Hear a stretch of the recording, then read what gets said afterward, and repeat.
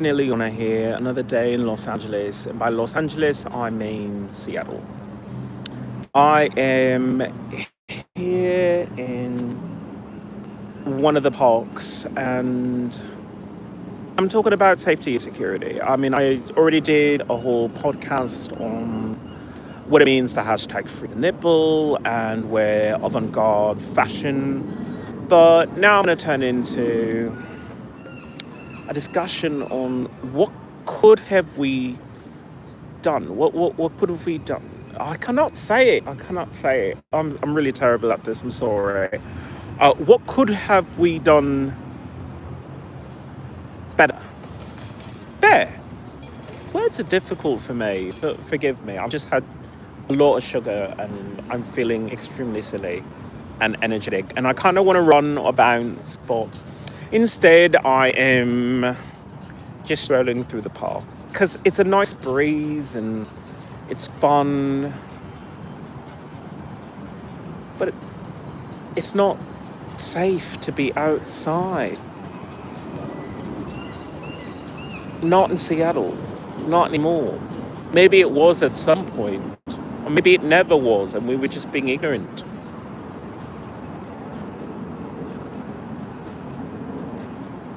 But you can't go backwards. You can't go into ignorance after experiencing such tragedy. From such tragedy comes a recognition of the wealth and gift it is to have people in our lives.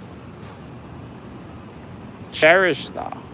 But if you want to cherish that, then you protect it. You protect it by saying, I'm willing to change. I'm willing to move forward towards a future that we could agree upon. But it's one where we're still alive.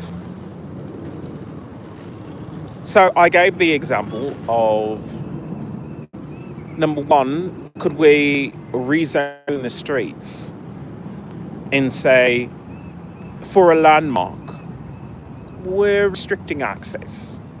If you live there, guess what? We'll give you a pass. We'll give you a little permit. But yet still, yeah, we'll check your bags. Now, there's a whole legal constitutionality thing, but you can get around that by rezoning it. Because when people go to a courthouse, you're almost saying, because there's been so many issues, you have a metal detector there. Well, guess what? There's been an issue at the Space Needle. You need a metal detector around the whole entire thing. Grow up a bit. Hi, IWIKT12FF. Welcome to my channel. Welcome to the revolution. So glad that you're here. I'm in Seattle right now, and normally I would say it's like an okay time, but what can I say? I've been affected. I've got PTSD already. Now I have PTSD from living in a town that has active shooter events. It does take the joy out of things. And you should be celebrating life, but not out of fear. You should be celebrating life because life is amazing. Life is beautiful. There's a tree here. Look at that tree. See?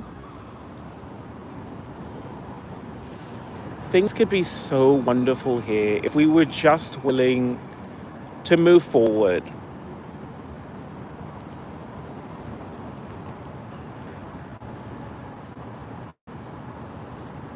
And somehow we feel a lot like we're standing still. I mean, Seattle doesn't physically move, but it could grow, it could evolve. Something to think about. So where are you from? IWIKT12FF. What city are you from? You've come into my channel. You're welcome to this revolution. If you feel inspired by anything I say, you can always start a community program of your own. I haven't really done enough for the community here. I do my podcast, but because I like to travel, I just don't have a lot of time to devote to starting my own community program here. But it's something I think about. I think about maybe finding a town where if I spent enough time, I would start a community program. Because safety and security is more than just a police thing, it's a caring thing. It's an exercise thing, it's a nutrition issue. But if you don't go down to City Hall and start asking questions about, hey, where does the food come from that comes into my town? Then how will you ever find out if it's healthy or causing more issues?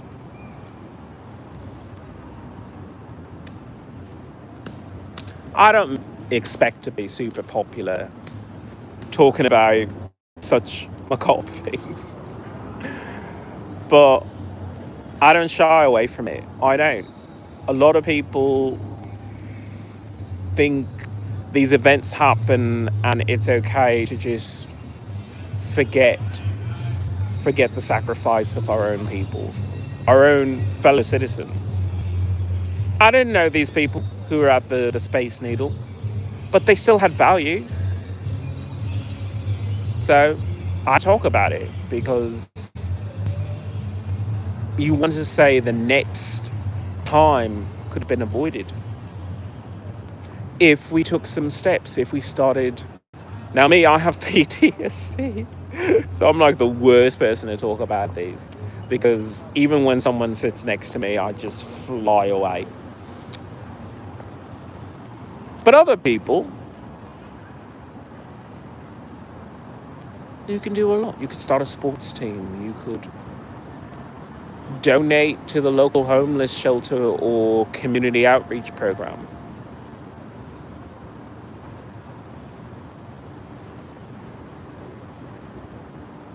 You could donate free concert tickets.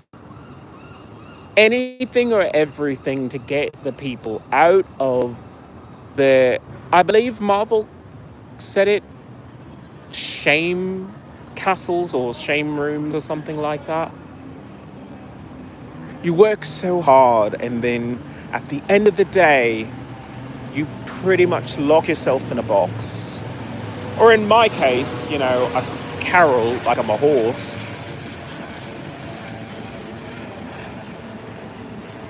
It's kind of undignified, but then again, it's almost supposed to be a men's lodge. That's kind of the reason why I like some aspects of the West Coast. I like the idea of tribalism because I'm indigenous. And for me, the idea of a lodge where people all sleep in one room just makes more sense. It makes more sense to say, I don't need material wealth. I just need to know that the people around me have good, decent hearts and have good intentions.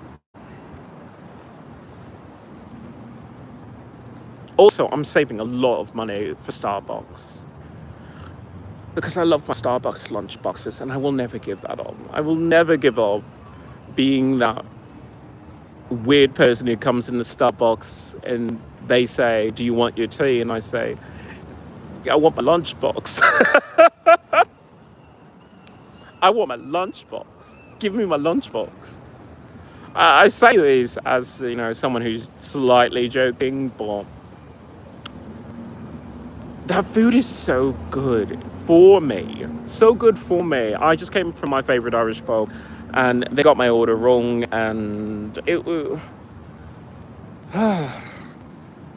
it made me so sad because I love going to this restaurant. The music is so good and I feel so at home.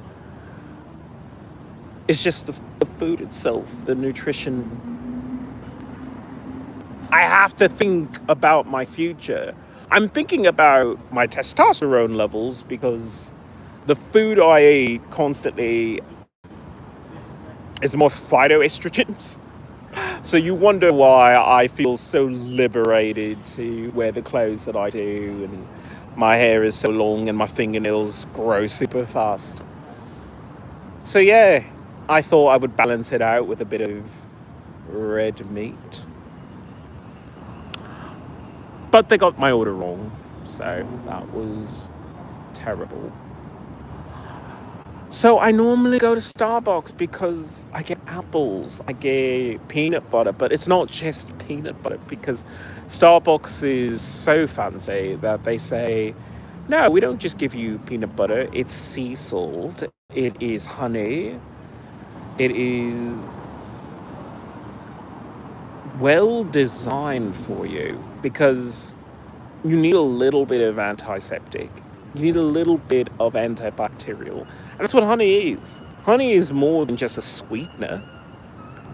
And they understand that. And the people who eat these lunchboxes are just me, because I eat all of them before other people can.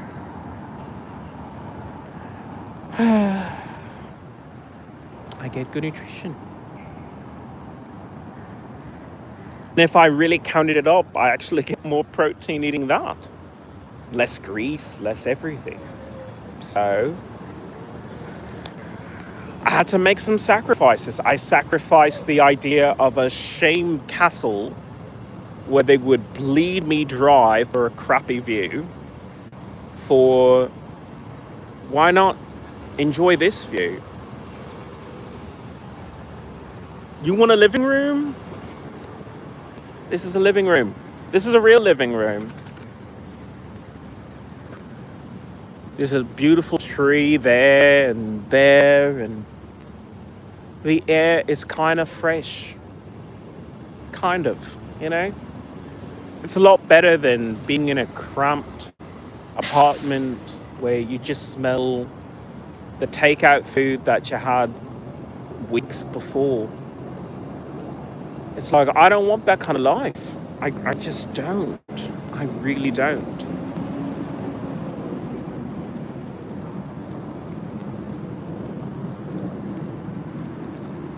So where does that leave me? You know?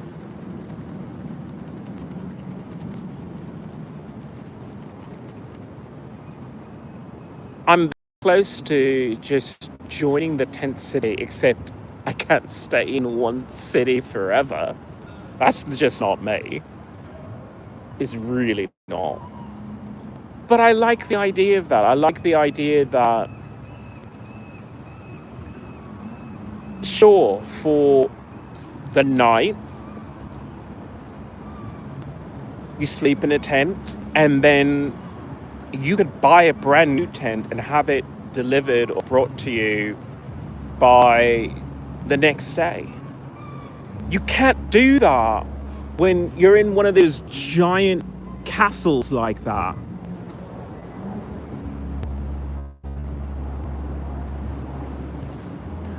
That is set in relative stone, let's say.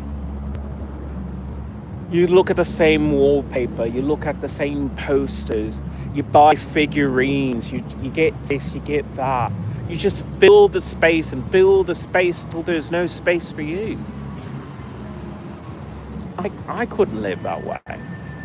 I choose not to. I love this freedom. This is what it means to have American freedom. It's like you could live like this. You could choose that if you wanted. You could live in a building like that. Or you could live like this. You have choice here. I mean, it's true, I do want to leave to vote in other countries, but that's because I have to vote in other countries. I have to talk about the devastation that I dealt with today when I read that the United Nations Human Rights Commission did not want to review my case.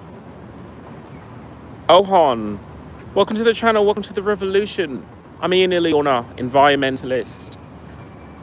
And I'm heartbroken because tried to speak to the United Nations about the series of sexual harassment and everything that I've experienced, and the sexual assaults and the sexual abuse that I dealt with in the United States Air Force.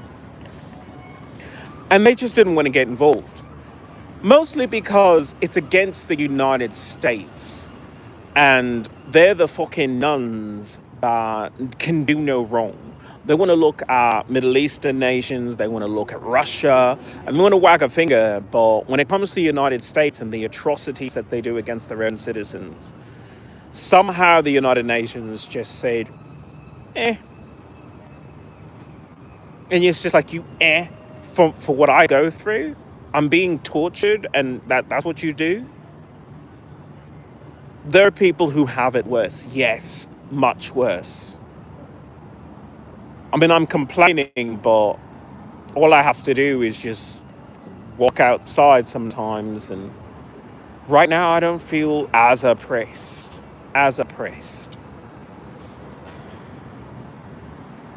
But sometimes I do. Sometimes I say that if you do not confront these war crimes that America commits, then you're just giving them permission to do it against people who are less resilient and mentally fortified as I am when it comes to government torture.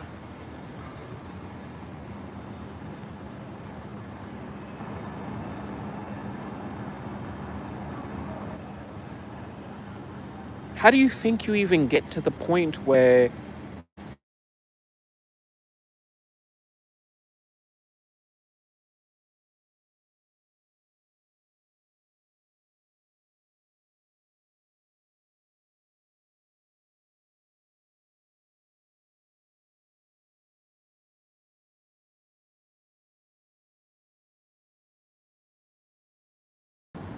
I think that's one of the reasons why we have such a messed up society, is because we don't tell the government, you have limits. You can't control people this way. It actually hurts people to do that. And instead, why don't you try talking to your own population? Why don't you accept that some of your population could actually contribute more if you trusted them enough to speak as equals? But instead, you have a nanny state kind of attitude when it comes to policing and controlling your population. I just don't know how I feel about it. Every country does this to a smaller degree, perhaps, but if you keep doing that, then no one's ever going to fix things. No one's ever going to fix the diseases that we deal with. No one's ever going to fix the temperatures that are out of control, which almost caused a nuclear meltdown in Hungary in the middle of Europe. Which, by the way, Europe is not that far away from America if you're an American person who happens to check my podcast.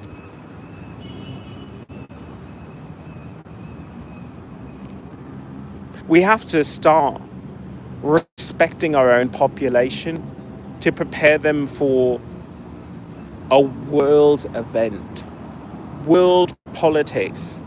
I have to get my second citizenship to vote in the United Kingdom because I can't just let the United Kingdom do its own thing. Not when they didn't stand up and say, you have a nuclear program in Hungary and you don't even have nuclear engineers that can build a pipe.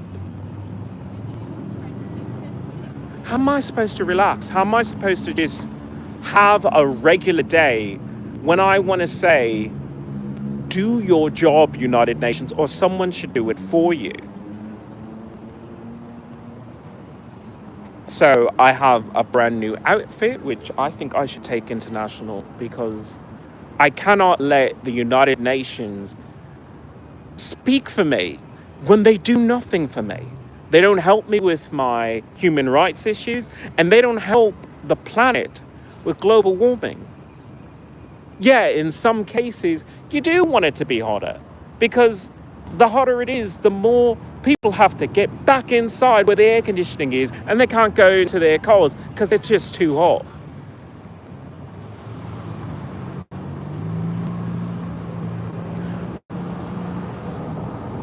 But if you don't have enough water for your nuclear program, guess what? Now I have to fucking talk about it. Now I have to talk about it all across Europe because I cannot let a UN ambassador speak to other people, other countries on my behalf if they didn't control that. If they didn't say, no, you really should require outside help. Am I a nuclear physicist? Oh, hell no. But even I would say, well, could you hire one? Could you hire an engineer? There's not enough water in Europe anymore. I'm not okay with that. I'm not. So it's like, what, 20 days, 19 days until the end of the month. I have to save up, pick a country, and then start my European tour because I cannot have a crater in the middle of Europe. Europe is just too good. Not to mention Hungarian people are so sexy. So out of selfishness alone, I have to protect such pretty people. So that's all I have. I talk about a lot of things. I really do. My name is Ian Iliona. I'm an environmentalist. I'm a human rights activist. I'm a mutant. I'm a werewolf. I'm an alien. I'm a metahuman. I am a veteran with PTSD from military sexual trauma. I'm not getting any better. And that's okay to say. You know, I wish more veterans picked up a microphone, picked up a camera, and talked about their feelings because there are several veterans like myself who deal with PTSD and they just let it eat them alive, eat any relationship that they may have. So I recommend, if you're a veteran and you watch my channel, please start your own because this is a cathartic release to talk about what goes on in your life and process those feelings, process them, acknowledge that they're real and process them. And in some ways channel it toward kindness and community involvement because what you put out into the universe is your universe. I hope to see you on the next podcast. Kisses.